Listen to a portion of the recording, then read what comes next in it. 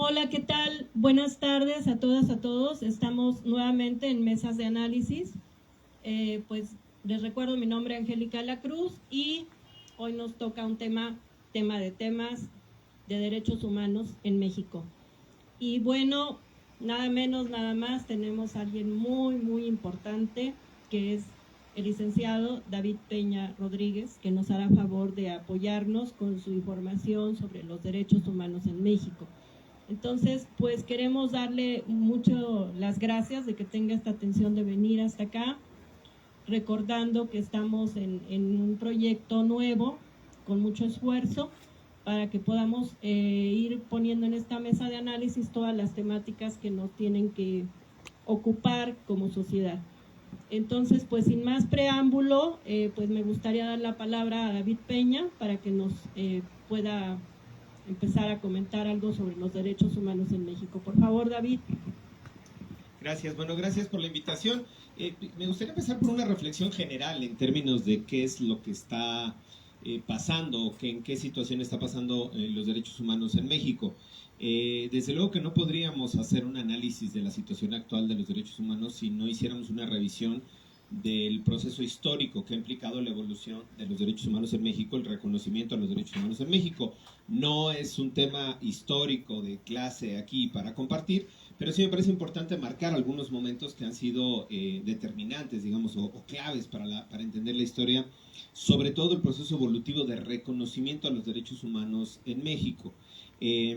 Ha sido un proceso muy complicado, no solo en términos legislativos, en términos constitucionales, es decir, lo que se reconozcan los derechos humanos en términos legislativos, en la Constitución, en las leyes, sino sobre todo, y creo yo que ha sido más complicado, el que se adopte como política pública desde el ejercicio de gobierno el respeto, la promoción, la garantía a los derechos humanos. Es decir, costó mucho trabajo el reconocimiento legal, pero ha costado mucho más el cambio en la mentalidad de las personas que ejercen el gobierno y el cambio en la mentalidad de quienes ostentan en este momento el poder. Y en este momento me refiero no a esta administración, no solamente se refiere a la administración del gobierno federal o el gobierno de Morena, sino en este momento histórico. A mí me gustaría recapitular los últimos 25 años en México, por ejemplo, los últimos como marco de parámetro de referencia histórica. A finales de los años 90 hay un emergimiento, digamos, de nuevas demandas sociales, sobre todo enarboladas desde el Ejército Zapatista de Liberación Nacional en Chiapas, en donde empiezan a colocar la discusión a nivel nacional sobre la necesidad de reconocimiento de los derechos de los pueblos indígenas.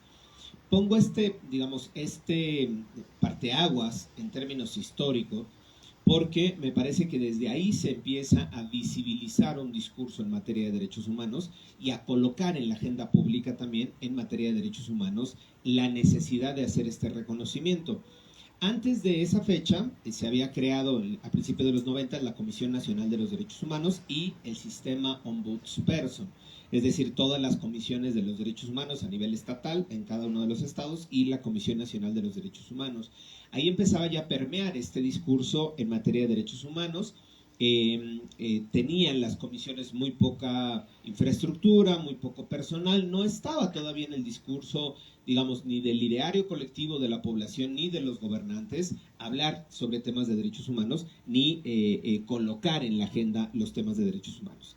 Es justo, decía yo, a partir del surgimiento, de la emergencia, digamos, del Ejército Zapatista en Chiapas, cuando se empiezan a colocar estos temas de agenda, principalmente en ese momento el tema de la agenda indígena, derechos y cultura indígena, derecho a la tierra y al territorio, que era un tema poco abordado en México, poco discutido en México, se veía desde la perspectiva agraria, no desde una perspectiva de hábitat, de entorno comunitario, de propiedad comunitaria, de defensa del medio ambiente, se veía mucho más desde la parte agraria, como una reminiscencia de todo el tema postrevolucionario, el reparto agrario, y digamos todo lo relacionado con estos aspectos solo desde la lógica agraria, ¿no?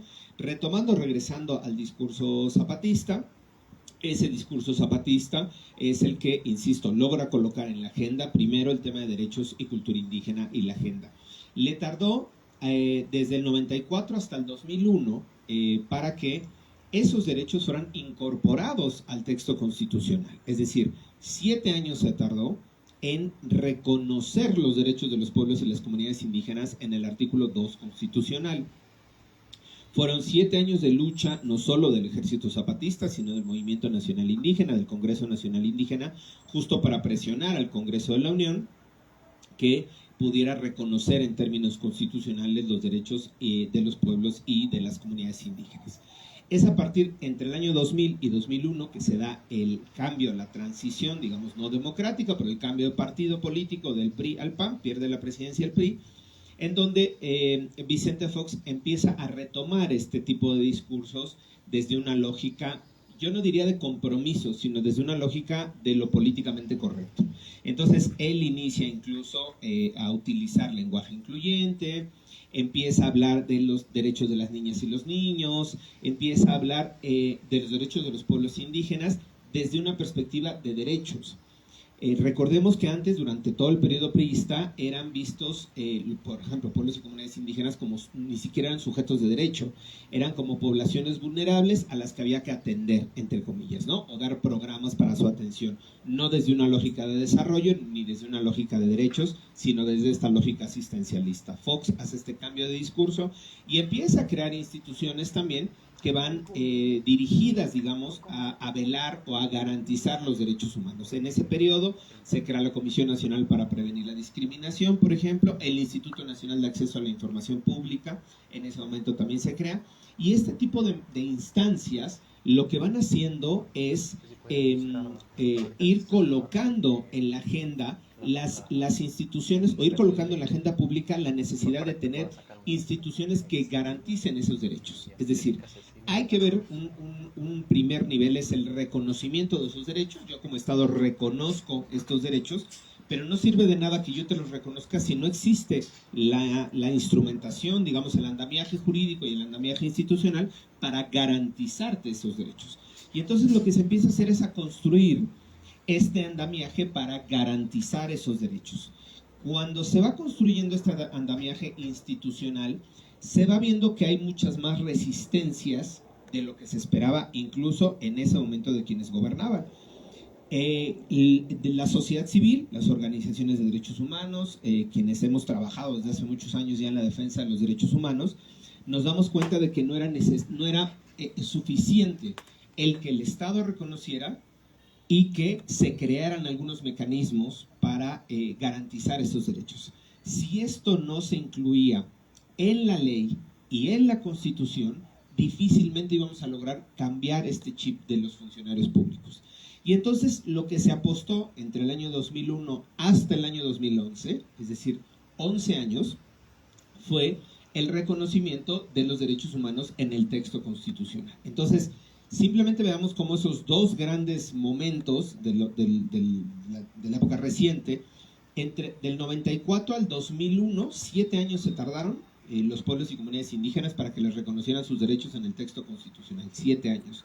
Y desde el 2001 hasta el 2011, es decir, 10 años para lograr reformar el artículo primero constitucional y que se reconocieran los derechos humanos como parte integral del texto constitucional.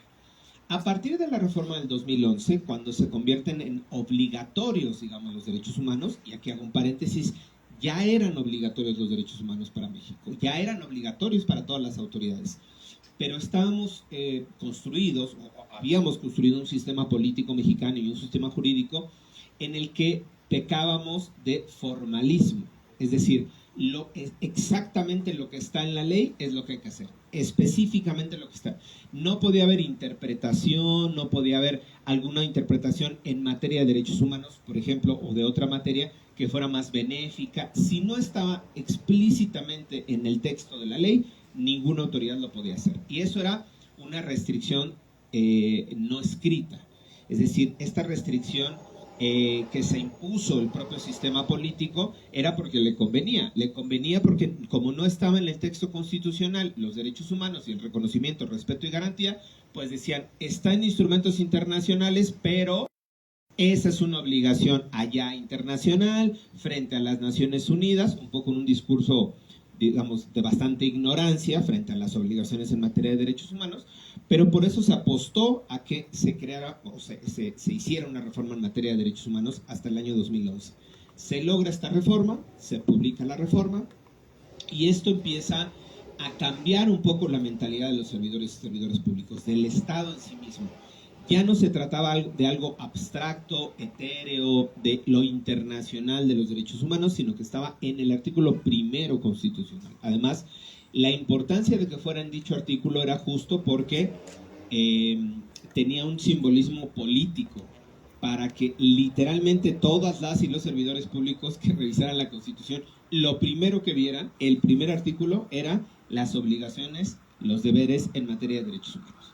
Es decir, se hizo un gran esfuerzo para poder consensuar y generar los acuerdos políticos con Naciones Unidas, con instancias internacionales, con organizaciones de derechos humanos, para lograr esta reforma del año 2011. Insisto, a partir de esa reforma empieza a haber este proceso de transformación, de cambios, y entre 2011 y yo colocaría a 2018, digamos, el siguiente punto de inflexión, justo ahora con el cambio de gobierno de los tradicionales gobiernos del PRI y el PAN al gobierno de Morena.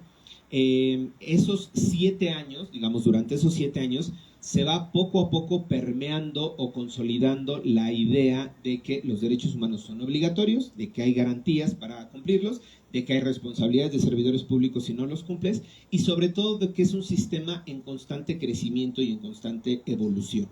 Y eso me parece que es muy importante porque originalmente o normalmente se piensa que lo que está en la ley ahí se queda hasta que haya una siguiente reforma y se cambie. En materia de derechos humanos, justo la ventaja que se tiene o la bondad que se tiene en materia de derechos humanos es que son criterios que son son constantemente evolutivos, más bien. Es decir, que hoy puedes tener un estándar en materia de derechos humanos que se reconozca en un instrumento internacional, en alguna convención, en alguna corte internacional, en algún tratado, pero que este criterio que hoy está fijado como estándar puede evolucionar en 6 meses, puede evolucionar en 1 año, puede evolucionar en 2 años. Es decir, lo que está escrito en la norma en materia de derechos humanos no es una norma estática, es una norma viva, es una norma vigente, pero además es una norma que está, insisto, en constante evolutivo y desarrollo. Claro, ¿por qué es importante? Porque uno de los principios justo que se establece en materia de derechos humanos es el principio de no regresividad en materia de derechos humanos. Entonces, todo lo que tengas que aprobar, todo lo que tengas que construir en materia de derechos humanos, necesariamente tiene que ser bajo la lógica evolutiva. Es decir, siempre tienes que ir garantizando más y de mejor forma el ejercicio de los derechos. Y eso es muy importante porque eso ha impedido que haya retrocesos en materia de derechos humanos, pese que algunos gobiernos, ya sea estatales o federales, o nacionales, hablando del mundo, hayan querido involucionar en materia de derechos humanos, es decir, ir hacia atrás en los avances. El Concierto Internacional de las Naciones, digamos, la Organización de las Naciones Unidas y los propios países cuestionan y critican a estos países que involucionan en materia de derechos humanos. Así han sido señalados, por ejemplo, países de la región que han intentado o han aprobado legislaciones que van en contra de principios ya de derechos humanos avanzados o de logros y de conquistas en materia de derechos humanos. Entonces ahora está colocado el foco de atención, por ejemplo, en Nicaragua, estuvo colocado el foco de atención, desde luego, en los gobiernos centroamericanos, después de los conflictos armados de los 80s y principios de los 90s, estuvo colocada la observancia en materia de derechos humanos también sobre algunos países del cono sur, Argentina, Chile, que han tenido una serie de protestas en los últimos 6, 8 años y que han hecho uso excesivo de la fuerza o abuso de la fuerza policial, y eso los coloca en la observancia internacional para decirles, no solo tienes que sancionar a quienes han abusado del poder, sino tienes que evitar que existan normas que permitan esos abusos de poder. Es decir, hoy lo que pasa, por ejemplo, en Nicaragua, haciendo una derivación a lo que ocurre en América Latina, está literalmente defenestrado el gobierno nicaragüense, el gobierno de Daniel Ortega, porque ha utilizado no solo estas interpretaciones en materia de derechos humanos para hacerlo más restrictivo, sino que incluso lo que ha hecho es literalmente ya de franco desconocimiento al sistema, digamos, al sistema internacional en materia de derechos humanos, ha violentado tratados internacionales flagrantemente, ha expulsado a gente del país, ha encarcelado a personas críticas, recientemente ha proscrito, digamos, universidades públicas, universidades privadas, es decir, se ha convertido, yo ni siquiera diría en una suerte de dictador, porque me parece que sería un recurso muy fácil de utilizar. Se ha convertido en un poder absoluto dentro de Nicaragua, en donde a través del miedo, la intimidación, la amenaza, la cárcel, la muerte, se ha impuesto por encima de los opositores y de la gente crítica. Entonces, este gobierno, por ejemplo, el caso de Nicaragua, ha sido desconocido por varios países, no forma parte ya de los sistemas, digamos, de revisión internacional en materia de derechos humanos, ha amenazado con salirse de la OEA en varias ocasiones, de la Organización de Estados Americanos, no recibe visitas de la Comisión Interamericana de Derechos Humanos. Es decir, se ha convertido en una suerte de isla en materia de compromiso frente a los derechos humanos. Este aislamiento que ha hecho en el caso de Nicaragua, insisto, ha merecido el reclamo y el reproche internacional, regresando al ejemplo mexicano. ¿Qué es lo que pasa desde el 2011 al 2018? Que hay, digamos, un incremento en la violencia en México, y voy colocando un poco el tema hacia la situación actual. Desde el gobierno de Felipe Calderón, del 2006 al 2012, se da este incremento en materia de violencia, la mal llamada guerra contra el narcotráfico y todas las lamentables consecuencias que se han tenido, que se tuvieron en ese momento y que se siguen acarreando, fueron colocando en la atención internacional, otra vez de organismos internacionales, de instancias internacionales en materia de derechos humanos, fueron colocando lo que pasaba en México. Es decir, ¿qué está pasando en México? ¿Por qué se da este tipo de violencia? ¿Por qué hay estos abusos? ¿Por qué hay estas torturas? ¿Por qué hay estas desapariciones? Y vuelve a colocar el foco de atención en lo que ocurre en México. Ya había pasado en otros momentos, decía yo, en la reforma constitucional 2011, en la reforma del 2001 en materia de derechos y cultura indígena, en el surgimiento del movimiento zapatista, y desde luego hacia atrás en la guerra sucia, ¿no? Digamos en los 70s, 60s y 70s, con toda la política de desaparición y de persecución que se hizo en contra de, en ese momento, también opositores políticos al gobierno priista o a los gobiernos priistas. Cuando se vuelve a colocar entonces, a raíz del 2007, 2008, que empieza la escalada de violencia, porque tampoco podemos decir que desde que llega el presidente Calderón empieza esa escalada de violencia, es decir, empiezan los operativos para supuestamente combatir a la delincuencia organizada, pero en realidad los índices de violencia empiezan a aumentar meses después o un año después, 2007, 2008. Pensando que es entre 2007 y 2008 más o menos el incremento de esta violencia, para el 2018, que es el cambio de gobierno a nivel federal, llevamos 10 años en una escalada de violencia literalmente imparable. No solo la violencia continuaba aumentando y seguía aumentando, sino que además se recaracterizaba esa violencia, es decir, mutaba la violencia. No era la misma violencia, ni es la misma violencia que veíamos en 2006 o 2008, a la violencia que vemos en 2023. Esta violencia también ha cambiado y ha mutado. Y un poco ahí voy a intentar colocar por qué nos encontramos en lo que se llama la crisis de derechos humanos. ¿Por qué estamos en la actual crisis de derechos humanos? Desde 2010 entonces, 2011 la reforma, empezamos a ver cómo se va degradando, digamos, esta violencia, la infiltración de los grupos de delincuencia organizada en todos los sistemas policiales, la infiltración de los grupos de delincuencia organizada en esquemas políticos, es decir, esta connivencia que fue fraguándose desde el 2007, 2008 hasta pues, el 2018, insisto, como parteaguas, como punto de quiebre, no porque en el 2018 se haya desaparecido esa connivencia entre delincuencia y política. Sigue existiendo en muchos niveles, a nivel estatal, a nivel municipal, incluso en algunos a nivel federal. Digo, no ha habido casos que se hayan identificado, pero sí ha habido casos en donde se ha logrado documentar, por ejemplo, que el ejército, ¿no?, tiene cierto nivel de participación o de connivencia con la delincuencia organizada, por ejemplo, en el caso de Ayotzinapa. Digo, es el caso más emblemático, ¿no? Fue en el sexenio anterior, pero pues las estructuras de la milicia y los cuerpos militares y la formación sigue manteniéndose intocado, pese a todo lo que ha pasado, ¿no?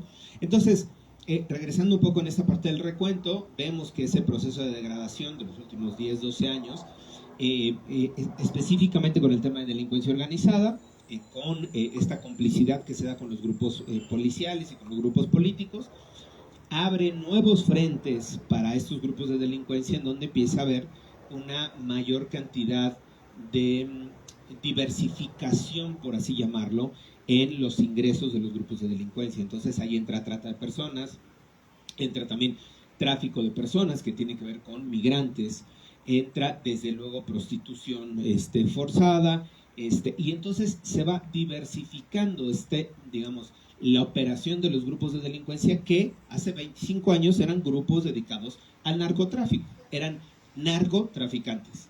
Ahora son industrias, son empresas. Ya una de sus vertientes es el tráfico de narcóticos, pero no es la única.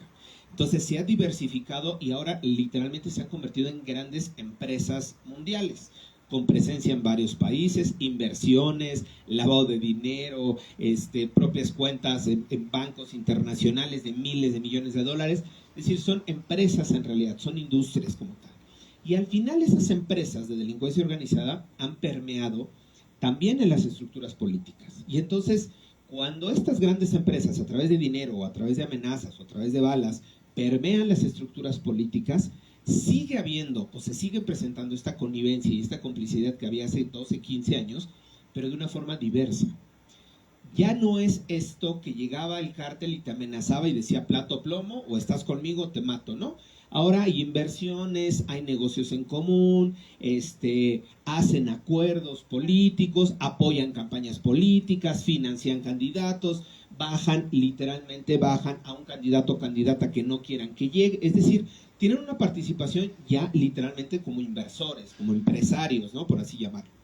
Entonces, esto ha cambiado la dinámica de la violencia y cambiado la dinámica incluso de cómo hacer frente a estos grupos criminales. No son los mismos, pueden ser los mismos de nomenclatura de hace 10 o 20 o 30 años, pero no son los mismos en cuanto a su operación, su estructura, su fuerza y sobre todo su capacidad de corromper, ¿sí? Y de adaptarse también al entorno. Entonces, esta presencia tan fuerte de grande de los grupos de delincuencia organizada ha, digamos, facilitado en alguna medida que se generen grupos pequeños, grupos locales, bandas o cárteles de mediano tamaño, ¿no? Pequeños grupos o cárteles de mediano tamaño a nivel regional en algún estado o quizá en 2 regiones de un mismo estado.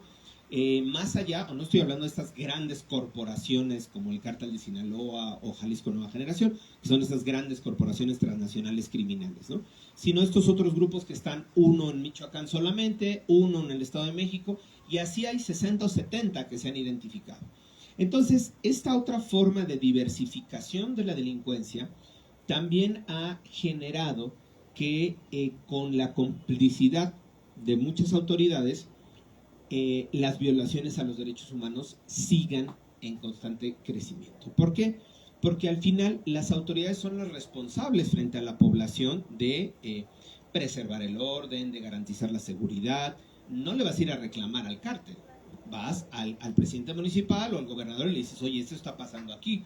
Pero ¿qué te responde el gobernador o el presidente municipal si tiene acuerdo con ese cártel, si tiene acuerdo con el jefe de la plaza? Si el jefe de la plaza lo ayudó a llegar como gobernador, pues va a ser muy complicado o prácticamente imposible que estos gobernantes enfrenten, digamos, a los grupos de delincuencia organizada y que garanticen los derechos humanos.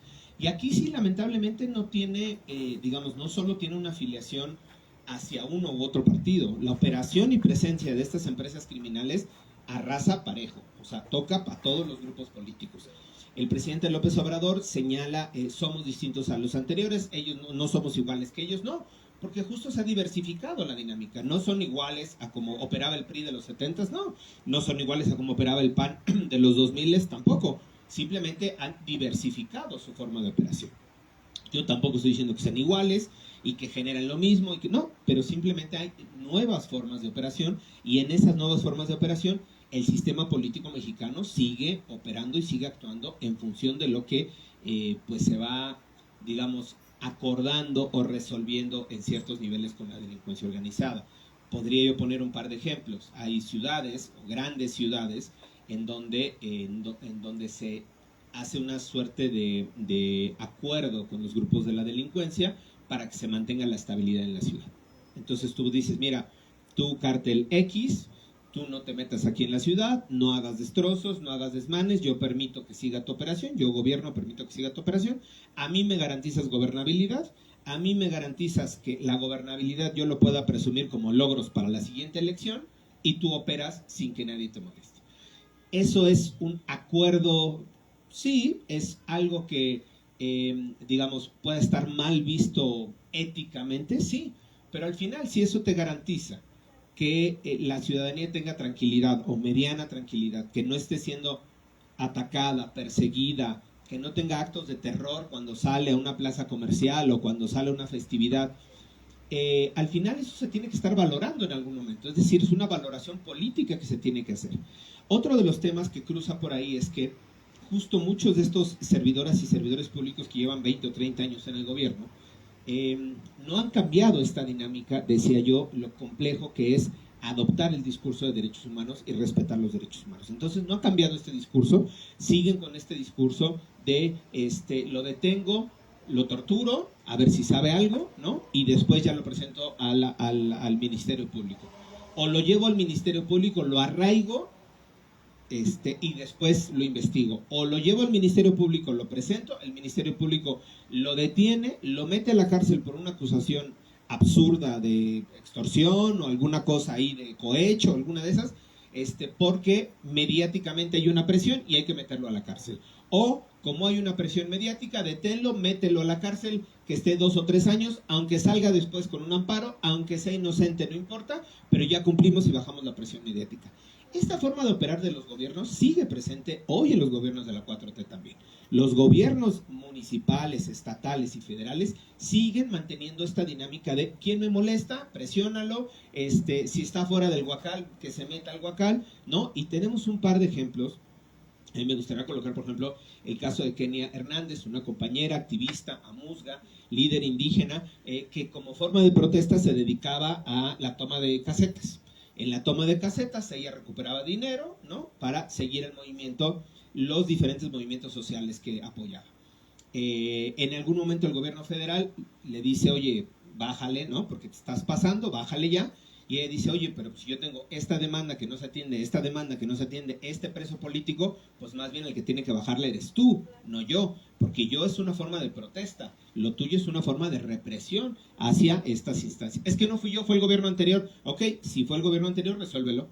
O sea, este gobierno es diferente, resuélvelo. Saca a los presos políticos, deja de acusar esto, deja de darle los permisos a esta minera, deja de darle no sé cuál, y entonces nosotros le bajamos el nivel de la discusión. Llega un punto en el que el Estado mexicano, el gobierno federal, se ensaña en contra de ella y le dice, si no le vas a bajar, entonces me toca a mí. La detiene, la mete presa y hoy se encuentra sentenciada a 21 años de cárcel por haber robado uno, entre comillas, un celular, según le prueban, y el segundo es por haber robado 500 pesos. Por haber, según robado 500 pesos y un celular, está sentenciada a 21 años de prisión. Y no conforme con eso, la Federación, la Fiscalía General de la República, le tiene abiertas 8 carpetas más de investigación en su contra. Es decir, si la libras de una, la libras de 2, pero no la vas a librar de 10. Eso es un acto de ensañamiento del Estado, es una presa de conciencia del Estado, de esta administración, de este gobierno. Se ha colocado en diferentes momentos su caso, ha sido llamada, es decir, el gobierno mexicano ha recibido exhortos por parte de instancias internacionales, de mecanismos del sistema interamericano, de la Comisión Interamericana, de la Organización de las Naciones Unidas, del Grupo de Trabajo sobre Detenciones Arbitrarias. Le han dicho al gobierno, libérala, es injustamente presa. Y este gobierno, que es distinto a los anteriores, ha hecho exactamente lo mismo que los anteriores.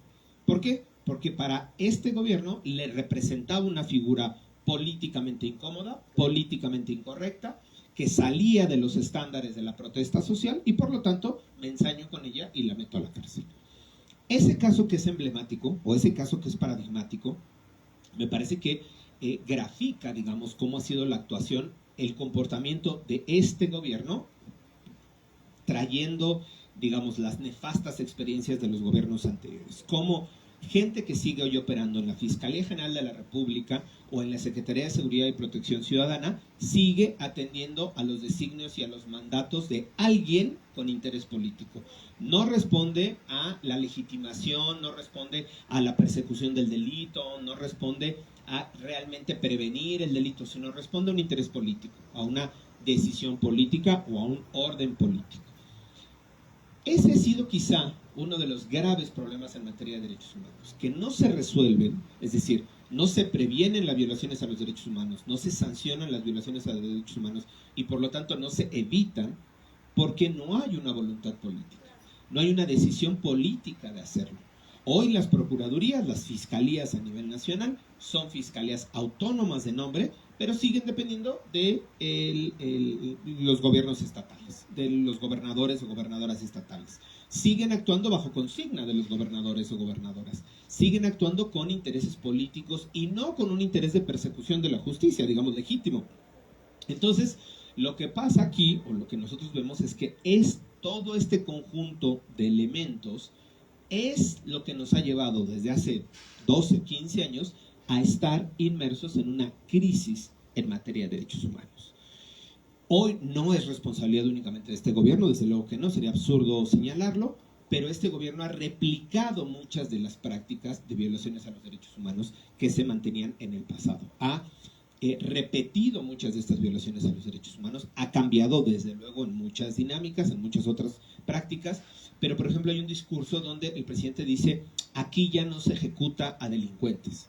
Y el domingo de esta semana publicó la Comisión Nacional de Derechos Humanos, donde dice, militares del batallón de regimiento de, creo que es infantería, no recuerdo qué regimiento es, de Nuevo Laredo, ejecutaron a 5 jóvenes después de que los habían, 5 personas pues, después de que los habían detenido en un enfrentamiento y los ejecutaron a mansalva sin enfrentamiento, fue una ejecución extrajudicial. Y el presidente sale y dice, aquí ya no se ejecuta, probablemente no se ejecuta en la cantidad como se hacía. Probablemente el presidente declara y decreta y dice, aquí ya no se violan derechos humanos. Por supuesto que se siguen violando derechos humanos, a nivel federal y a nivel estatal y a nivel municipal. No podemos dejar de observar que la mayor cantidad de agresiones que hoy siguen sufriendo periodistas y defensores de derechos humanos, personas defensoras de derechos humanos y periodistas, proviene de actores del gobierno, proviene de actores públicos. Hay un gran porcentaje, cerca del 45% proviene de grupos de delincuencia organizada y o grupos desconocidos, pero cerca del 50-55%, de acuerdo a estadísticas oficiales, provienen de agentes del Estado. Si el 55% de las agresiones a periodistas y a defensores proviene del Estado, de algún agente del Estado, esos son violaciones a los derechos humanos. Entonces, el señalar públicamente y decir aquí no se violan derechos humanos no es por decreto. Tiene que haber un cambio institucional, tiene que haber un cambio en la política pública, tiene que haber una sanción a servidores públicos y eso no se ve ni en este gobierno, ni en el anterior, ni de hace 25 o 30 para atrás. O sea, tampoco es únicamente de este gobierno, pero sí hay un momento de inflexión, un punto de inflexión en donde en vísperas del año electoral, del próximo año electoral, tendría que utilizarse o tendría que incluirse en los discursos políticos, en las agendas y en las campañas, este cambio en la construcción, en la visión, en el compromiso en materia de derechos humanos. El Mecanismo Nacional de Personas Defensoras de Derechos Humanos, de protección a personas defensoras de derechos humanos y periodistas, está rebasado. ¿Por qué? Porque le redujeron el presupuesto, porque le quitaron uno de los fideicomisos, tenía 2 fideicomisos, le quitaron uno, porque los fideicomisos desaparecieron para irse a otro lado. Está bien, yo no cuestiono que ese recurso se utilice para programas sociales, para apoyo del campo, para gente en condiciones de mayor vulnerabilidad, qué bueno que así se haga. Pero no podemos desatender estas obligaciones en materia de derechos humanos. Una de las grandes críticas en estos días acaba de dar a conocer también la renuncia de la Comisionada Nacional de Búsqueda, Carla Quintana. cada vez que Carla Quintana pedía un presupuesto al Congreso de la Unión, el presupuesto se lo reducía, en lugar de aumentarlo. Pese a que tenía mayor cantidad de personas desaparecidas, tenía menor presupuesto. Entonces, más allá del discurso, el discurso puede ser muy convincente, el discurso puede estar muy a toda madre, pero si eso no se traduce en compromisos claros, en voluntad política y en presupuesto, pues discursivamente no vamos a cambiar la realidad de este país. Y la crisis en materia de derechos humanos no solo se va a extender, sino que se va a agudizar. ¿Por qué? Porque el negar que existan estas violaciones a los derechos humanos es darles permiso a quienes violan derechos humanos. Si yo hoy voy y detengo a una persona y la torturo, y mañana sale el gobernador y dice, en este estado no se tortura, pues claro que a mí me está dando ya la autorización, pues porque no solo no me va a investigar, no me va a sancionar, porque el discurso no es aquí quien torture lo vamos a castigar, lo vamos a perseguir y lo vamos a sancionar, es negar la realidad. Entonces, a partir de la negación de la realidad, no podemos transformar la realidad. Tenemos que reconocer la realidad, reconocer que estamos inmersos en una crisis de derechos humanos, insisto, no de este gobierno, de muchos años hacia atrás, y que esa crisis en materia de derechos humanos nos obliga a tener, como cualquier crisis, medidas extraordinarias y medidas emergentes. Nosotros poníamos el ejemplo, y con esto cierro esta larguísima introducción, nosotros poníamos el ejemplo de qué pasa cuando ocurre un desastre en materia de medio ambiente, o sea, un huracán, un sismo, ¿no? ¿Qué haces? Activas un programa de desastres, activas un programa que se llama Plan DN3 e intervienes ante la emergencia. ¿Por qué? Porque necesita apoyo extraordinario, necesita recursos extraordinarios, necesitas una intervención extraordinaria porque hay una emergencia. ¿Hasta cuándo dura estos programas y estos apoyos? Hasta que pasa la emergencia. ¿Qué es lo que pasa en materia de derechos humanos? Tenemos una emergencia y el discurso y la acción, en lugar de ser vamos a destinar más recursos, vamos a dar mejores capacitaciones, vamos a dar mayor profesionalización, vamos a fortalecer la observancia de los organismos de derechos humanos, vamos a darles mayor presupuesto a los organismos observadores, digamos, públicos de derechos humanos, vamos a respetar el trabajo de las organizaciones de derechos humanos que observan, documentan, no, es todo lo contrario. Ante la emergencia es descalifico a las organizaciones de derechos humanos que cuestionan y que critican porque son conservadoras del régimen, no sé cuál. Descalifico su trabajo, demerito su trabajo, reduzco los presupuestos de las instancias públicas y, como consecuencia de todo eso, mantengo la impunidad entre el 94 y 97%, de acuerdo a las últimas estadísticas, a nivel nacional. Entonces, me parecería absurdo pensar que vamos a avanzar o a salir de esta crisis en materia de derechos humanos sin estas acciones emergentes y extraordinarias que necesita una situación de emergencia y una situación extraordinaria como la que tenemos. Negando la realidad, no vamos a cambiarla, decía yo, y negando la responsabilidad de las y los servidores públicos, no solo del presidente, gobernadores, está el gobernador de Cuitláhuac de Veracruz, que dice aquí no pasa nada, la gente en Poza Rica está muy tranquila, vive muy contenta. Cuando tú ves a la gente de Poza Rica en la entrevistas y está literalmente aterrada. Los gobernadores de Tamaulipas, anterior a Américo Villarreal, que decía aquí son hechos aislados en Nuevo Laredo cuando el estado estaba incendiado, ¿no?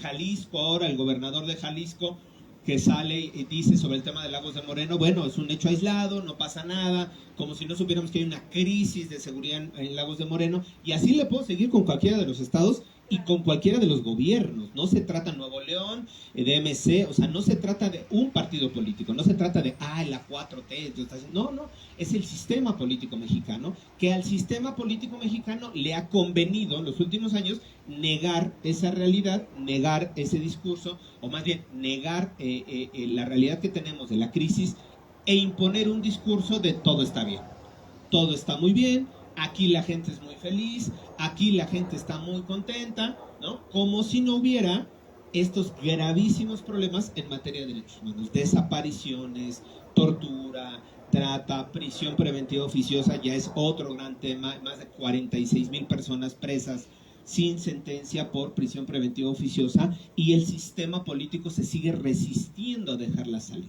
Entonces, El cambio tendría que venir sí en esta mentalidad, en las políticas públicas, pero sobre todo también en el ejercicio del poder. Si no hay un cambio en este ejercicio del poder, las violaciones a los derechos humanos y la crisis en materia de derechos humanos, pues la vamos a seguir extendiendo. Bueno, pues David nos ha hecho una gran reseña de nuestra triste realidad en México. Y bueno, les recuerdo, hoy es jueves 24 de agosto de 2023, estamos transmitiendo desde Casa Iturriaga, que nos hace favor de darnos este espacio. Y pues también recordándoles que pues esto va a estar en Facebook y en YouTube para que puedan compartirlo y pues también puedan aprovechar de todo esto que nos está trayendo el ponente, que es muy importante. Como comentario, David, bueno, me gustaría también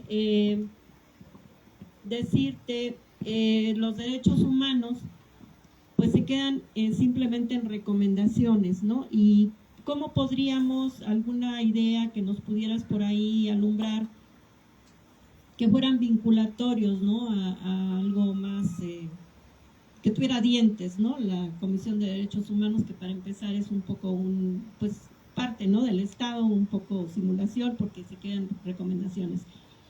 Y todo esto que nos dice sí es una triste realidad, porque pues de qué nos sirve por ahí que nuestro peso esté fortalecido, de qué nos sirve que según no se haya pedido préstamos, o sea, muchas cosas que según son muy, muy buenas, pero pues los ciudadanos no podemos estar con una tranquilidad, con una seguridad de que te secuestren a la hija, al niño, de mil cosas, ¿no? Ya mencionaste todo lo que tenemos en nuestro país y pues ¿cómo le haríamos con para que los derechos humanos fueran realmente respetados? Que lo que nos ocupa es aquí en México, pues debe ser en todos los países. ¿Cómo podría ser algo más vinculatorio? Porque pues sí, todos se lo pasan por el arco del triunfo con las recomendaciones y seguimos de mal en peor.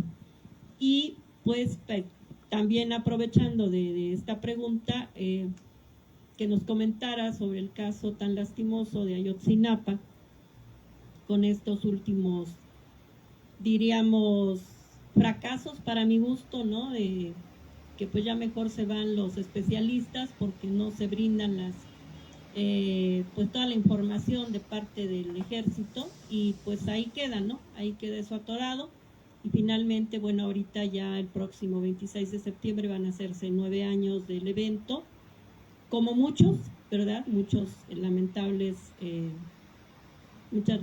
desgracias para las víctimas y las familias que también quedan como víctimas. Pero, ¿qué se puede hacer con esto? Que fuera más formal, ¿no? Que los derechos humanos fueran respetados realmente, no solo que existan ahí, como bien nos comentaste, ¿no? En el texto ahí, en la Constitución y, bueno, la recomendación. Tú como abogado, con tanta experiencia y todo, ¿qué podrías proponernos a la sociedad? ¿Qué podríamos manejar? Porque obviamente la sociedad pues tendría que pronunciarse para poder exigir, no solo aplaudirles a las y los candidatos y que todos andan corriendo tras de eso. ¿Qué podría proponerse como sociedad? Una fuerza real que pudiéramos proponer algo conciso, que se apoyara por la sociedad. Bueno, no solo voy a votar por ti, sino resuelve esto, ¿no? Por favor. Gracias. No, breve. A ver, yo creo que hay un tema, varios temas que colocas. Primero, el tema de la observancia en materia de derechos humanos, la obligación. El artículo primero constitucional obliga a todas las autoridades a cumplir, respetar, garantizar, promover derechos humanos. Ahí no hay vuelta de hoja. Si tú incumples esas obligaciones, se deriva una responsabilidad. Se creó desde los años 90 un mecanismo para observar, se le llama, el término adecuado es un mecanismo cuasi jurisdiccional, es decir, como si fuera de un juez, casi de un juez, o casi del sistema judicial, cuasi jurisdiccional, para que se haga un procedimiento de investigación, la autoridad pueda defender, o sea, se presenta una queja, esa queja se desarrolla un procedimiento de investigación, la autoridad se defiende, presenta sus argumentos, sus pruebas, decir no fue como pasó o sí fue como pasó. Se sigue un procedimiento de investigación, es decir, se sustancia un procedimiento de investigación, se van recabando evidencias o pruebas, y al finalizar este procedimiento de investigación, las comisiones de derechos humanos emiten una recomendación, que era justo lo que tú decías, es decir, ¿por qué no se le da un carácter de obligatoriedad a las recomendaciones? Primero, porque el sistema ombudsman u ombudsperson se crea antes de la reforma del año 2011. Entonces, esta obligación en materia de cumplimiento a los respeto a los derechos humanos, hasta el 2011 se incorpora a la Constitución, aunque desde antes ya estaba, desde la creación de las Naciones Unidas, la Declaración Universal de las Naciones Unidas, desde el 45 se empieza a crear, desde 1945 se empieza a crear esta obligación, digamos, moral, primero de los países, de los estados, y después ya una obligación legal a partir de convenios, convenciones y tratados que se fueron firmando. Como se crea en los 90s, se abre únicamente esta posibilidad de que esas recomendaciones sean eso, no son obligatorias, son recomendaciones y al final quedan sujetas a la voluntad de las autoridades. ¿Eso se puede cambiar hoy? Sí, por supuesto que se puede cambiar. ¿Sería necesario que se cambiara? A mí me parece que sí. ¿Por qué no se cambia? Porque a las autoridades no les conviene.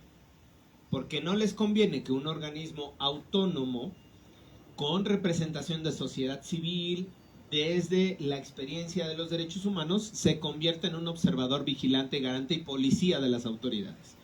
Y que les diga, tú aquí violaste derechos humanos y ahora estás obligado a reparar, a garantizar esto, a reparar esto, a cambiar esto. Porque no le conviene al sistema político.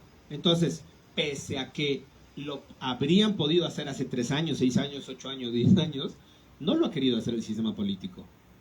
Cuando se hace la reforma al artículo 102 constitucional para dotar de autonomía a los ministerios públicos, que se hace esta reforma en 2008, se trata de impulsar darle, digamos, dientes a las recomendaciones de los organismos públicos. Y el statu quo, incluyendo en ese momento al PRD, que buena parte ahora se encuentra en Morena, impidió que se avanzara con esa reforma constitucional. ¿Por qué? Porque en ese momento tenían gobiernos, tenían el gobierno de la Ciudad de México, tenían el gobierno de Michoacán, tenían el gobierno de no sé cuál. Entonces no querían tampoco meterse a un esquema de observancia y de obligatorio cumplimiento en materia de derechos humanos. Con la reforma del 2011, entonces se establece esta obligatoriedad en el texto constitucional y se abre la posibilidad de que las personas, cualquier persona, podamos denunciar, ya no solo en materia de recomendaciones o en materia de organismos públicos de derechos humanos, sino por otras vías a las autoridades que están incumpliendo con su trabajo. Esa es la gran ventaja que tenemos. Hoy, por ejemplo, poniendo varios de los asuntos que están en boga, el tema de los libros de texto gratuito, ¿no? Hay una obligatoriedad constitucional en materia de que se respeten los derechos humanos. Ok. Esa obligatoriedad se dimana, digamos, una serie de responsabilidades a la Secretaría de Educación Pública para garantizar esos derechos humanos que están ya reconocidos. La Unión Nacional de Padres de Familia dice, a mí me parece que la Secretaría de Educación Pública no está cumpliendo con esta obligatoriedad en materia de derechos humanos, de legalidad, de respeto a la norma, de interés superior de las niñas y niños, es decir, una serie de argumentos. Va ante un juzgado de distrito, pide un amparo, una jueza dice, pues a mí me parece que tampoco hay mucha información, yo no tengo mucha claridad, paro el tema de los libros hasta que no me resuelvan aquí y me aclaren qué pasó. Pues es fecha que la Secretaría de Educación no le aclaró nunca a la jueza. La jueza resolvió el viernes de la semana pasada y dijo, para mí no se están cumpliendo las reglas que están establecidas. Eso, si lo hubiéramos llevado por el sistema de cuasi jurisdiccional en materia de derechos humanos, probablemente no tendríamos esa resolución y probablemente no tendríamos tampoco esta crisis en materia de legalidad ahora que se cierne sobre los libros de texto gratuito. Yo no estoy diciendo que esté bien lo que haya hecho la Unión Nacional de Padres de Familia. ¿Tienen derecho a presentar y alegar? Sí. Eso es justo lo que te da la diferencia de que esas obligaciones estén en el primero constitucional. Te da esta posibilidad. Y así como en ese caso, puede haber alguien que se inconforme contra el gobernador de Jalisco por lo de Lagos de Moreno y diga, a ver, aquí estás incumpliendo tus obligaciones en materia de seguridad y por lo tanto te obligo a que cumplas. Y una autoridad judicial le diga al gobernador, oye, sí estás incumpliendo porque A, B, C no estás haciendo y por lo tanto te obligo a que lo cumples. Es decir, se abre el abanico más allá del ámbito cuasi jurisdiccional. Ya no solo tenemos a las quejas y a los organismos públicos de derechos humanos, sino a este otro gran espectro. Entonces, eso va, digamos, responde las dos preguntas, ¿no? ¿Qué más se puede hacer? La ciudadanía, desde luego, que apropiarse de estos ejercicios de defensa, apropiarse de estos mecanismos de defensa. ¿Por qué? Porque son muy importantes, que la gente probablemente no va a conocer el trámite, si es un amparo directo, indirecto, en la sustanciación de la queja, de la suspensión, no.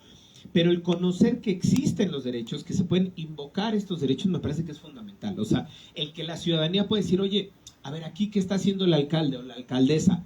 Yo creo que no está cumpliendo con la movilidad, porque los baches, las calles, las cierran, las rejas, las no sé cuál. Ah, pues yo veo, reviso. Sí, fíjate que, ¿sabes qué? Alcalde o alcaldesa, estás incumpliendo con tus obligaciones de movilidad, porque hay una ley de movilidad, hay una reforma constitucional en materia de movilidad, hay obligaciones del primero constitucional y las estás incumpliendo. Y yo voy y me quejo con una autoridad y le digo, obligar a cumplir estas digamos, valga la expresión, la redundancia, estas obligaciones. Entonces, si vamos colocando, digamos, o si vamos analizando esta serie de responsabilidades, lo que vamos a lograr justo es no solo que la ciudadanía se apropie de estos mecanismos, sino que normalicemos también el uso de estos recursos jurídicos y judiciales. No es solo un grupo de letrados, un grupo que se confabula ahí en torno a café y a puros, ¿no? Para presentar un amparo. No, cualquier persona lo puede hacer. Cualquier persona puede recurrir a este mecanismo justo invocando las obligaciones del primero Constitución. Entonces, más bien, yo encomiaría a que lo importante o lo fundamental sería el conocer más nuestros propios derechos, el conocer más los mecanismos que tenemos para ser efectivos o para garantizar, para defenderlos más bien, y los mecanismos que tiene la autoridad para obligar, los mecanismos que tiene la autoridad para garantizar esos derechos y los que nosotros tenemos para obligar a cumplirlos, ¿no?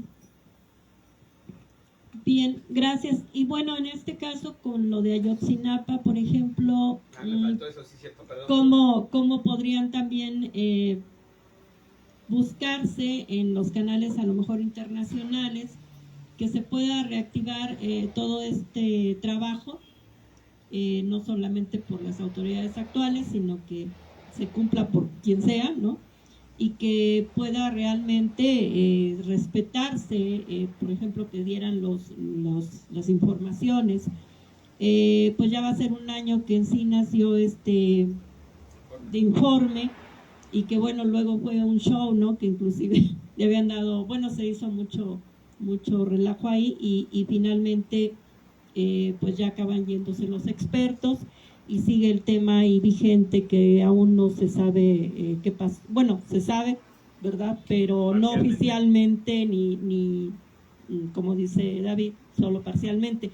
Entonces, ahí con este caso, aparte de que nos ayudes con la información que tengas, la sociedad apoyando igual a los padres, cómo se puede hacer a que los organismos internacionales hagan que se cumplan aquí estos, pues los derechos que tiene uno a saber dónde están los desaparecidos, y a que los culpables, bueno, estén de alguna manera con la sanción correspondiente, y sobre todo que se puedan tomar prevenciones en estos, pues, milicia, políticos, y, en fin, para que no se pueda repetir este tipo de circunstancias que acabamos de ver que pues por todos lados, como ahorita los jóvenes, los 5, pues por todos lados hay vejaciones a los derechos humanos de cualquiera de cada uno de nosotros, que de pronto nos toque la mala suerte de estar en alguna circunstancia que no sea grata para alguien.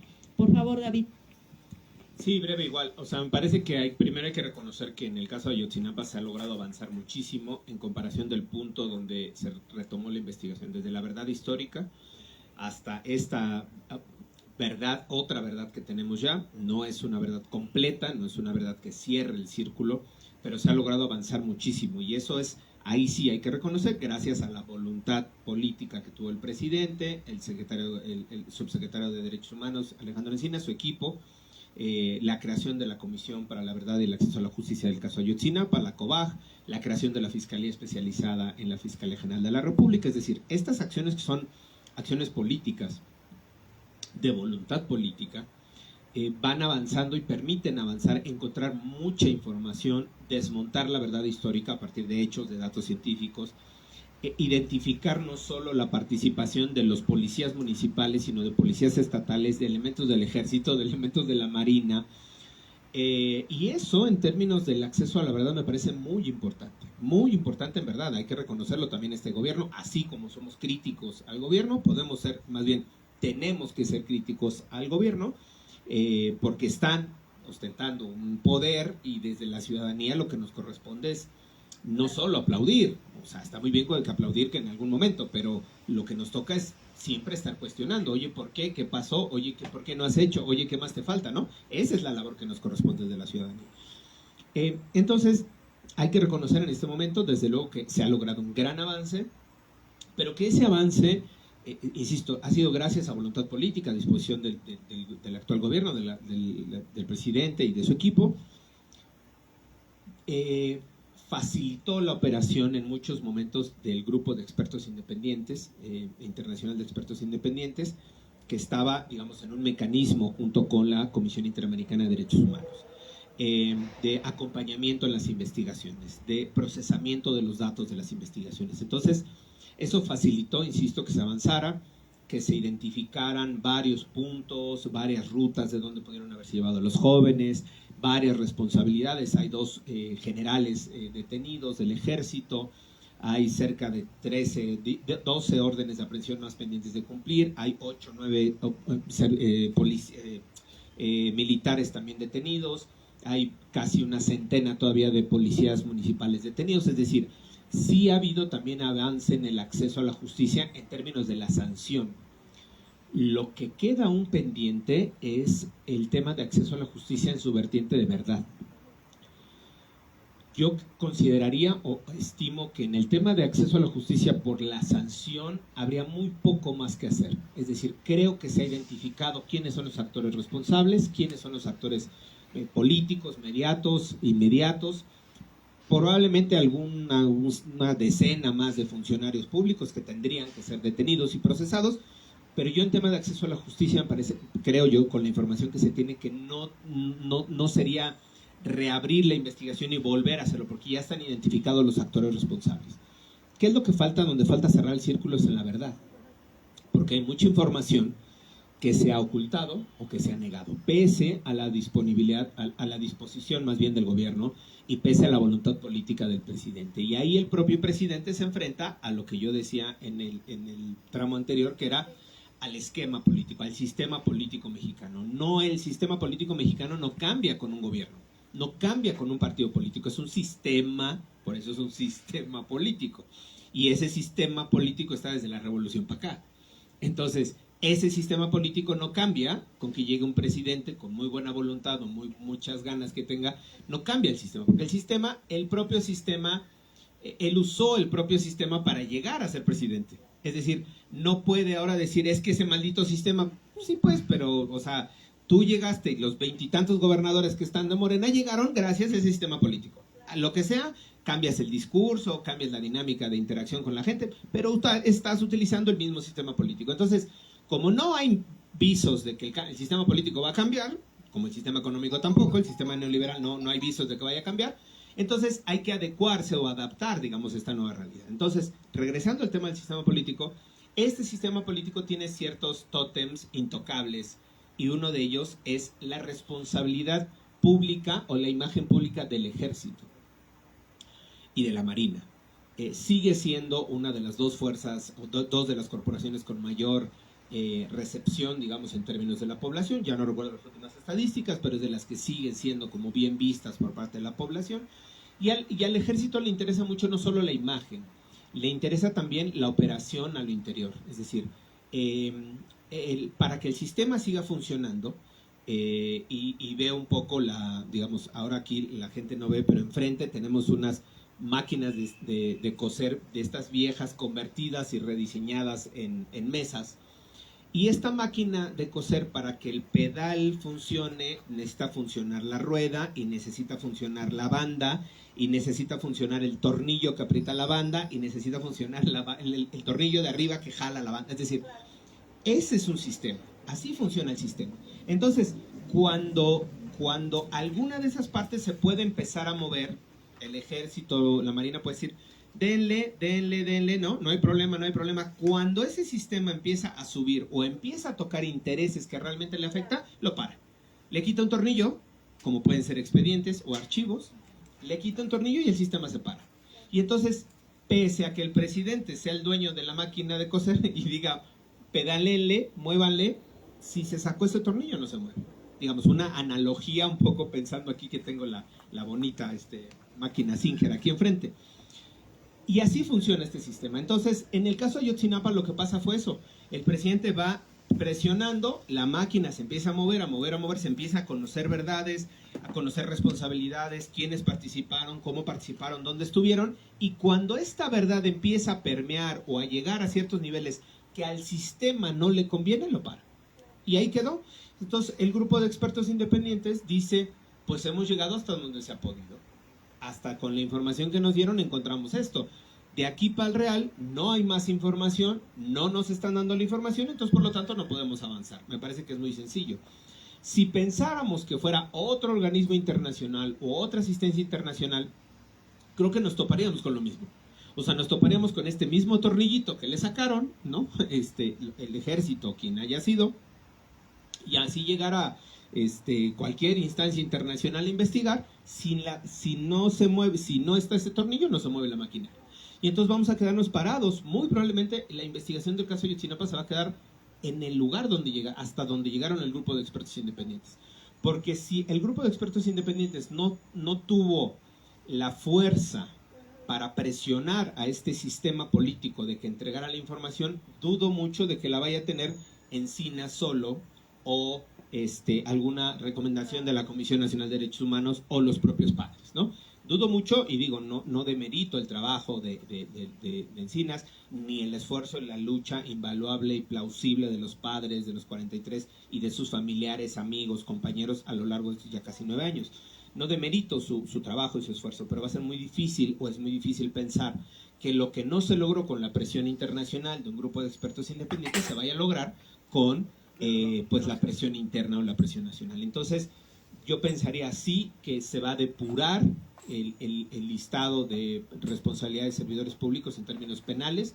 Me parece que se va a depurar, se va a decantar, va a hacerse una lista mucho más concisa. Eso va a permitir tener, digamos, un diagrama un poco más claro de responsabilidades, de operaciones, pero habrá una parte de la verdad, ahí sí, histórica, de lo que ocurrió ese 26 y 27 de septiembre, que no se va a conocer, o que muy difícilmente, yo diría casi imposible, que se conozca, precisamente porque hay información ahí que trastoca los intereses del propio sistema político. Y no me refiero a un sargento, un comandante, un capitán, sino a intereses realmente del sistema. Entonces, no sabemos ahí quién pueda estar metido, cómo pueda estar metido, qué nivel de responsabilidad, insisto, muy difícilmente lo vamos a saber.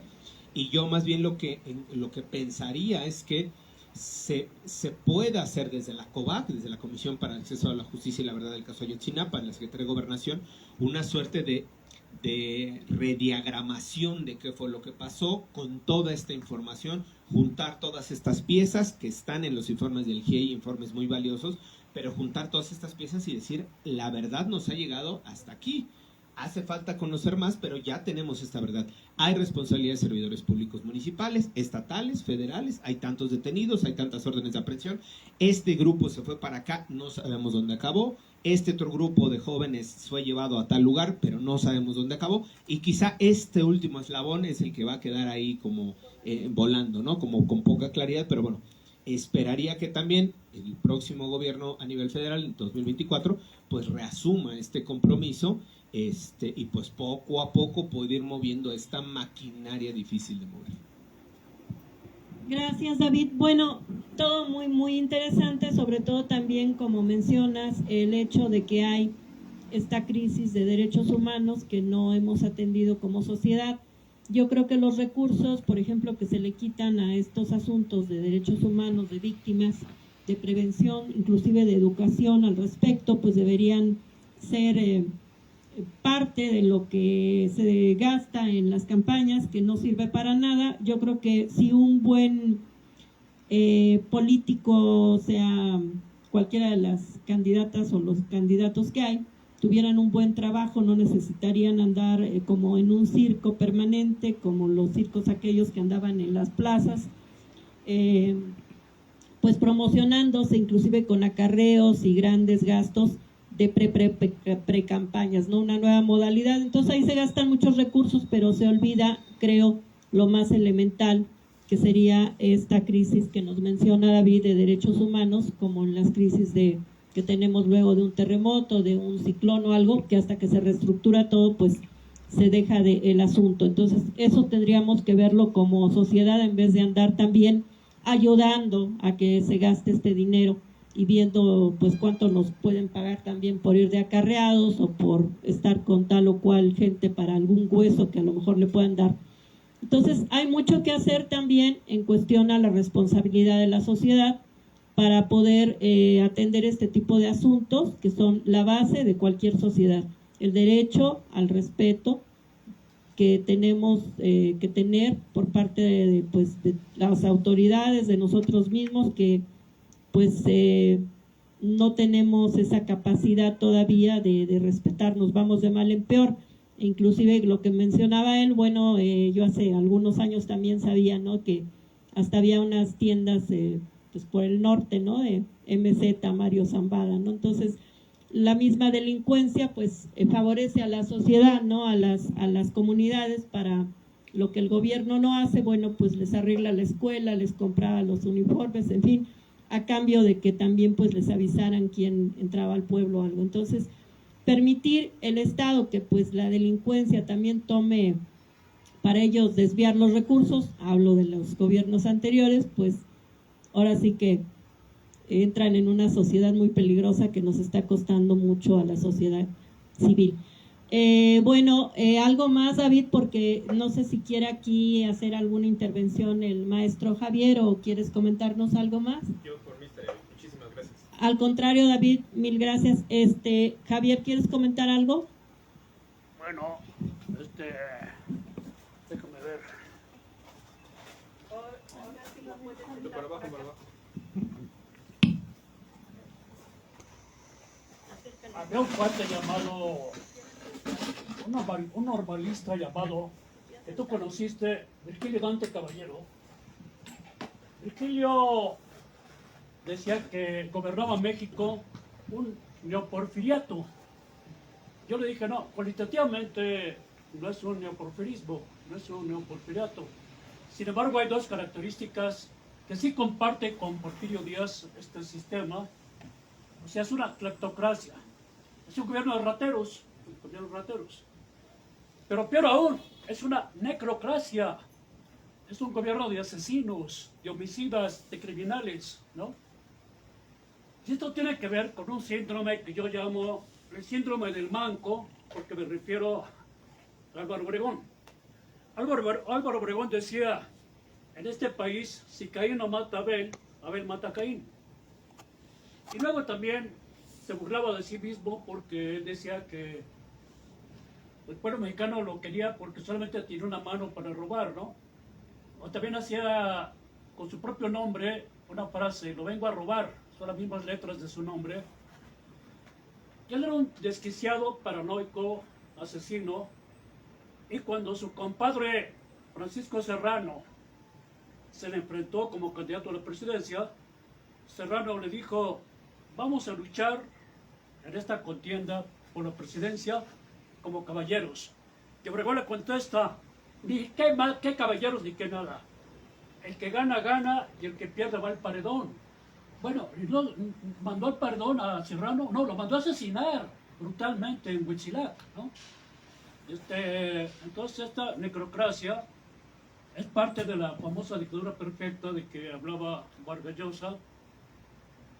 Y entonces yo me acuerdo del Güero Batillas. ¿Quién era el Güero Batillas? Bueno, mi madre me golpeó porque yo estuve hablando en el Café Trevi con el Güero Batillas.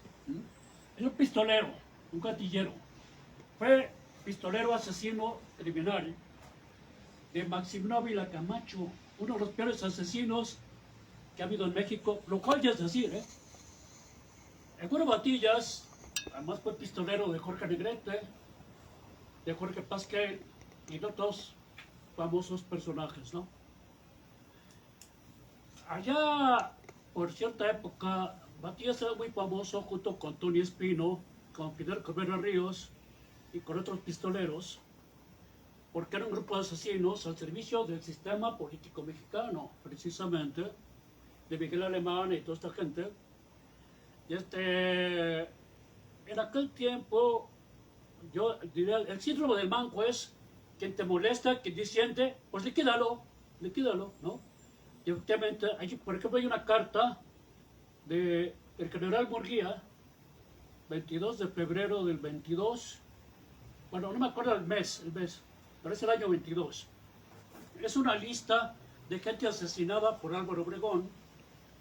Murguía, por cierto, era un general carrancista, famoso porque era el general Reatas, porque mandaba ahorcar villistas, el general Francisco Murguía. Entonces, en la carta parece el director telefónico, porque usted, Obregón, es un maldito criminal, super asesino, y aquí le paso la lista de la gente que usted ha mandado matar, ¿no? Y parece el director telefónico, efectivamente, ¿no? Sin embargo, como Murguía era también de la élite, y también era fifí, no habla de las grandes matanzas de obreros y de campesinos que mandaron a hacer Obregón y Calles, ¿no? Ahora bien, no hay desaparecidos, ¿no? Es decir, cuando se murió un político en aquella época, hasta los niños recién nacidos en esos años sabían que el asesino era Calles, o que era Obregón, o que era cualquiera de esos bandidos, ¿no? Hay una cosa que la delincuencia organizada, además, realmente empieza a realizarse hace muchísimo tiempo. Por ejemplo, un famoso bandido que actualmente tiene un nombre, un mercado, se llama Abelardo Rodríguez. Con la ley seca norteamericana, los gringos llegaban aquí a México a emborracharse y a drogarse. Y Abelardo Rodríguez fue uno de los que creó casinos, burdeles y centros de vicio para los norteamericanos. Y empieza pues el consumo de enervantes, de drogas, de alguna manera promovido e impulsado por Abelardo.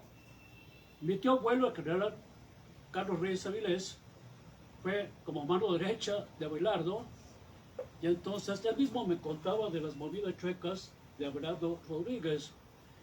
Mi papá en Ciudad Juárez en los años 40 y 50 combatía ya a la delincuencia organizada, porque gran parte de los delincuentes en aquella época estaban ligados a los grandes zampones norteamericanos como Bugsy Siegel, Rex Diamond, Babyface Delson, Lucky Luciano. Capone no, pero sí Lucky Luciano, ¿no? Mi papá ya los combatía, después se rajó, mi papá dejó el Ministerio Público porque, pues yo le doy la razón, ¿no? Porque se le dio el miedo, pues, ¿no?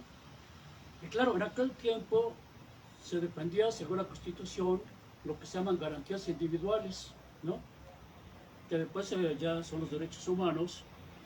Pero aquí había que hacer notar que efectivamente ha habido en este país, como dijo el propio Encinas, es una fosa, el país entero es una fosa de cadáveres, ¿no? Claro, esto no remedia nada lo que hacen los que están arriba, porque mientras más muertos haya, mientras más Samir Flores haya, mientras más gente haya sido ultimada, más crece el descontento social, más crece la furia social, más crece el enojo social, más crece la irritación social, más crece la ira, la cólera. Quiero decir, yo como antropólogo conozco gran parte de la República Mexicana que no conocía antes, lo conozco como antropólogo, y conozco un montón de gente desaparecida, básicamente gente de clase humilde, ¿eh? Por ejemplo, ¿se acuerda del río Querétaro? Andialco en Querétaro, Santiago Papasquiaro en mi tierra, Durango, los Altos de Jalisco, Cristóbal Las Casas, Ahí he hablado con multitud de informantes, casi todos campesinos, todos tienen gente desaparecida, todos tienen gente desaparecida. Realmente se trata de secuestros, se trata de, pues, ¿qué pasó con Renato? Pues la semana pasada desapareció. ¿Y por qué cree que desapareció? El presidente municipal estaba muy enojado con Renato y parece ser que es lo que causó que Renato desapareciera, ¿no? Es decir, hay mucha especulación, hay mucha cosa que no se sabe exactamente qué es lo que ha sucedido. Y desde luego, quienes debieron defender al pueblo mexicano están totalmente hablando con la Virgen y no hacen absolutamente nada, ¿no? Entonces hay multitud de desaparecidos. Claro, esta mañana minimizó Andrés Manuel la cosa de los desaparecidos, diciendo que se combate furiosamente, enérgicamente, energúmamente, y que se está avanzando muchísimo. Él siempre minimiza las críticas, ¿no? Entonces está haciendo el tonto, porque la verdad es que estos son los países donde más hay desaparecidos, y hay que tomar en cuenta también que estos los desaparecidos está muy influido por lo que pasó con las dictaduras del Cono Sur en América Latina, parte de lo que pasaba en África y en otros lugares del llamado Tercer Mundo, pero particularmente lo que pasó en América Latina en los años 60 y 70 tenía una relevancia especial, porque desaparecía la gente constantemente en este sentido. Es decir, desaparecía la gente porque la metían, por ejemplo, en aviones y la tiraban, ¿no?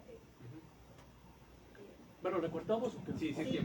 Sí. Bueno, agradecemos por favor a David Peña su participación. Seguimos un momento con Javier y le damos las gracias y que pues no sea la última vez que nos ilustra aquí con todo el conocimiento que tiene de derechos humanos, por favor.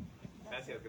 No, habría que invitarlo a otra casa del público, en la Escuela de Antropología o la UNAM, por ejemplo. Claro que sí. Sí, yo puedo. Puesto. Ella me pasa tus datos. Sí, y estamos en contacto. ¿Tomas una foto? Así.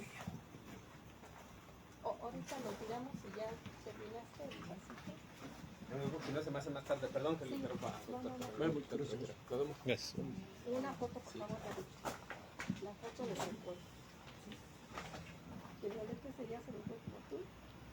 Y le tengo que dar su constancia. Sí, te fue corriendo. Gracias. No, gracias a ustedes. Está bien. Hasta luego. Gracias. Gracias. Por favor, tú por favor. Gracias. Sí. Entonces, ¿seguimos, hijo? Sí. Para que sigas ahí comentando.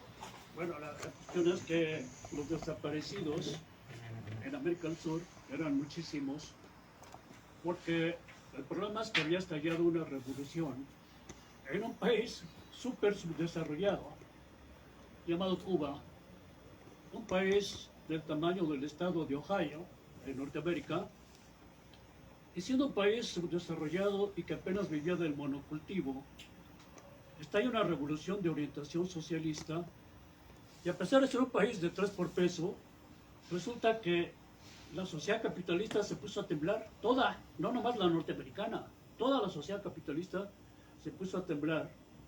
Entonces era muy obvio que la repetición de la revolución socialista en América Latina era un peligro, y mucho más si estallaba en países más desarrollados que Cuba, como México, Argentina o Brasil. Entonces la orden fue crear lo que se llama la Operación Cóndor. La Operación Cóndor no era arrestar a los disidentes, meterlos al bote, sino exterminarlos. Es decir, acabar con cualquier cuate, no que sea socialista o comunista, sino o que sea liberal, hay que liquidarlo, ¿no? La Operación Cóndor en Argentina, según cifras oficiales, asesinó a 30,000 personas. Nuestros cálculos no son de 30,000 personas, son de 175,000. Porque además los 30,000 que reconoce oficialmente el gobierno de Cristina Kirchner, por ejemplo, se refieren a gente de clase media, gente de clase alta. Pero además se asesinó a muchos obreros y campesinos que nunca cuentan en las estadísticas porque son nacos, ¿no? No importa, en su existencia no le importa a nadie, pues, ¿no? Pero ¿cómo los desaparecían? Bueno, los agarraban, los torturaban, luego los metían en aviones y los echaban al mar. se van al mar. Ya era imposible encontrarlos. Y claro, las familias de esas personas los buscaban en el territorio, en Argentina, o en Chile, o en Brasil. No los encontraban porque estaban en el fondo del mar, ¿no?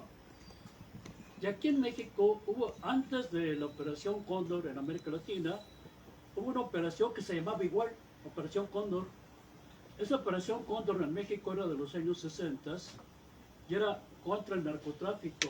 Y efectivamente destruyeron muchos campos de cultivo de enervantes y drogas, pero además combatieron a la guerrilla, básicamente la guerrilla, ¿no? Y entonces ya hacían lo mismo, tiraban a la gente al mar. Entonces, allá en Guerrero estaba la guerrilla de Genaro Vázquez y de Lucio Cabañas. Y para combatirla, también con el objetivo de exterminarla, Echeverría, López Portillo y toda esa bola formaron lo que se llama la Guerra Sucia.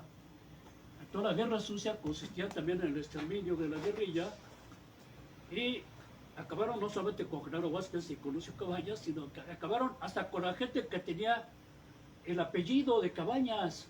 O sea, si tú te llamabas Pedro Cabañas, te mataban, aunque pensaras exactamente lo contrario de Lucio Cabañas. Por el simple hecho de ser pariente de Lucio Cabañas, te costaba la vida. Eso mismo pasaba en Argentina con la familia Santucho. Tú te apellidabas Santucho, te eras liquidado, ¿no? Una intervención. Sí. Bueno, pues con lo que tú comentas,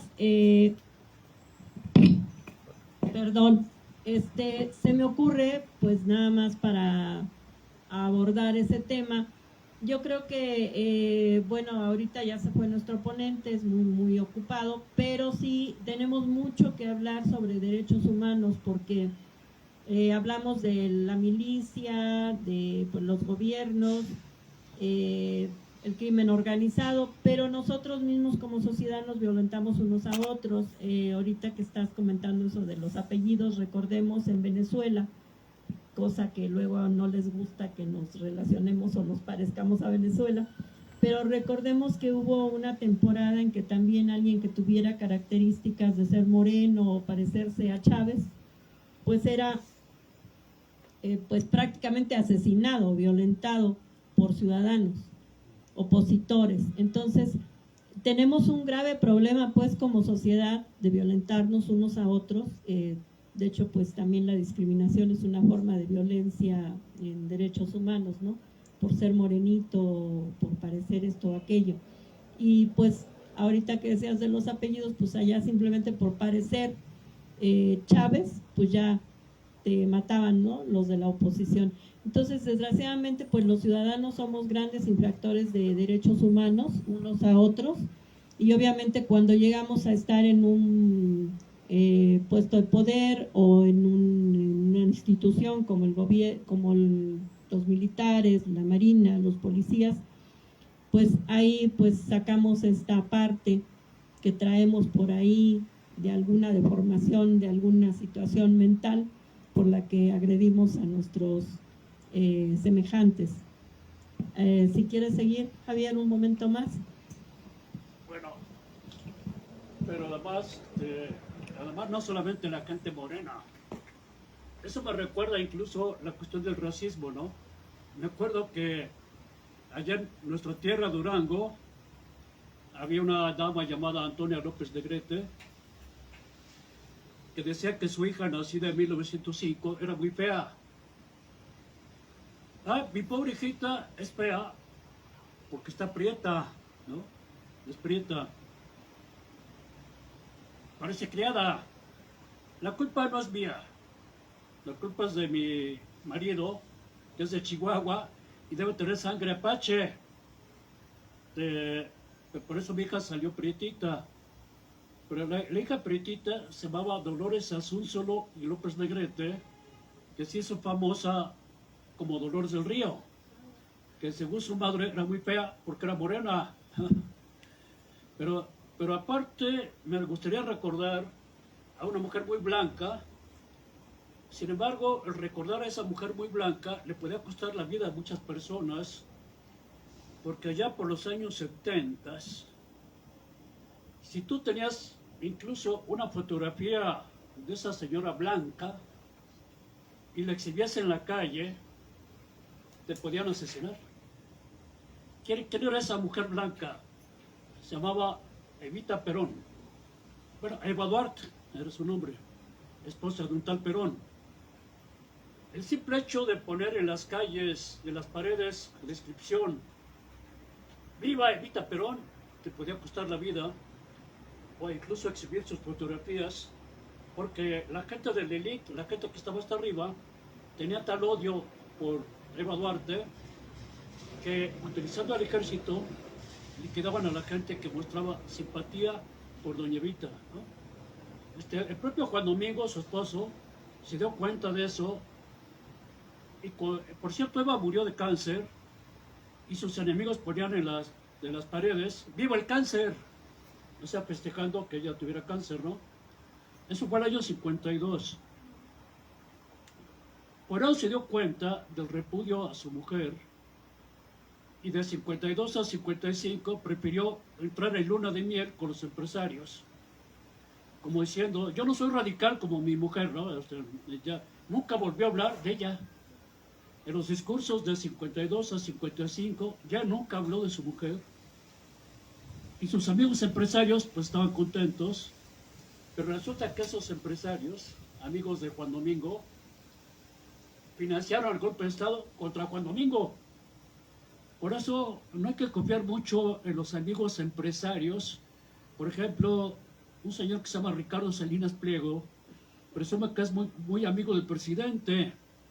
Pues yo lo pondría en duda, a ver qué tan amigo es el presidente, ¿no? Pero entonces, cuando hablamos de la Operación Cóndor, se pone de moda eso de estar desapareciendo a la gente, porque la gente buscaba a sus parientes, no los encontraba. Secuestraban también a los hijos de los desaparecidos, que eran pequeños, eran niños o bebés, y los adoptaban los propios verdugos. La gente que había asesinado a los padres adoptaba a esos niños. Después las abuelas de la Plaza de Mayo, las madres de la Plaza de Mayo, se dedicaron a buscar a esos chavos para que conocieran a sus verdaderos padres, que por lo general habían sido asesinados. Con este caudal de la desaparición, en 1975 apenas la Corte Interamericana de Derechos Humanos y la Comisión de Naciones Unidas reconoce lo que llaman missing people, o sea, la gente desaparecida. Se reconoció que eso es un delito hasta 1975, ¿no? Y eso luego llega a México, porque México no había desaparecidos, había mucha gente asesinada, pero no había desaparecidos. Ahora, es cierto, ha habido esfuerzos por lo de Ayotzinapa, como decía David Peña, pero nos falta muchísimo por avanzar, muchísimo, y el sistema político es un muro frente a esa cuestión, ¿no?